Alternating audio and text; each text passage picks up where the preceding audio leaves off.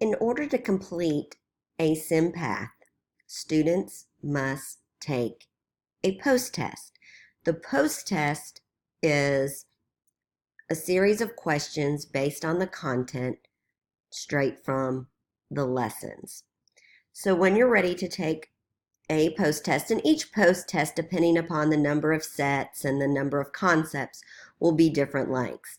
You will have some that are very short during module 1, and you'll have others that get up to 90 skills when we get into Word. So the length of the test and the amount of time available varies based on the post-test.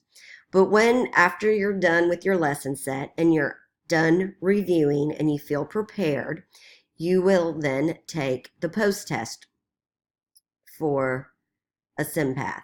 The post-test opens in the same format as the practice test, so that's another reason to take the practice test, just to be familiar with the testing area.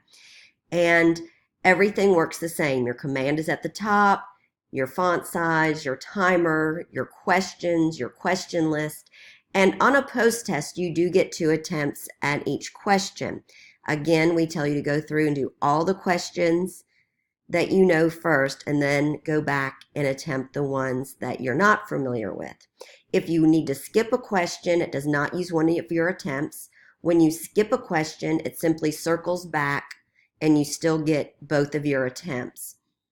When you miss a question, it does not tell you a hint. It will not tell you it will tell you whether you're right or wrong, but it won't give you any type of hint or direction. When you push OK, it simply advances to the next question. When your test, we always say let the post-test end on its own. You shouldn't end it yourself. You are not allowed to save progress on a post-test like you can on a practice exam. Your test needs to be taken at one time. When your test ends and you get your score, you can see what things you missed, and you can see, your submitted answer. If you attempted it twice, you would be able to see both of the answers you submitted.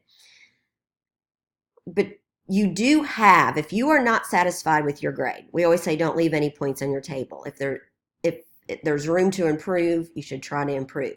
But if you make a 98 and you're totally satisfied with that score, that's fine. You can move on to the next SimPath. However, if you are not satisfied with your score, what you can do is you can go back and you can utilize your lesson set in your practice section. You can utilize your practice exams. You can go back and study the content again, and you're allowed to take the post-test a second time. And the higher of the 2 scores will count for your grade. So we give you the advantage of, okay, I didn't do as great as I wanted. Let me try it again. And you want to be careful that, and you may think, hey, 88's great. I'm going to keep that 88. And then later on in the semester, when you maybe aren't scoring as high as you like in some of the other areas, you might want those points back. And to get full credit for the post-test, they have to be completed by the module due date. Anything completed, your SimPaths will remain open, and you will have the option to take the post-tests after the due date, but there will be a penalty. There'll be a 20% penalty for any post-tests taken beyond the module due date. Lesson sets close on the module due date. You cannot make up missed lessons after the module due date. However, you can with the post-tests and with the, just the post-tests. All right, so you always want to make sure that you are taking advantage of that second attempt prior to the module due date to earn your full credit.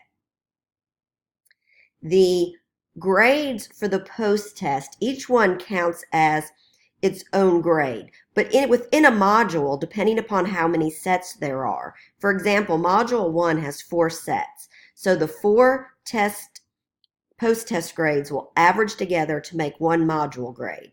Then when you get to Word, there's going to be 3 sets. So those 3 separate scores average together for one module grade.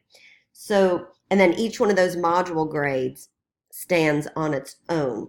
So your post-test probably counts the most out of anything you're doing in this course. So you want to make sure you're as successful as possible on the post-test.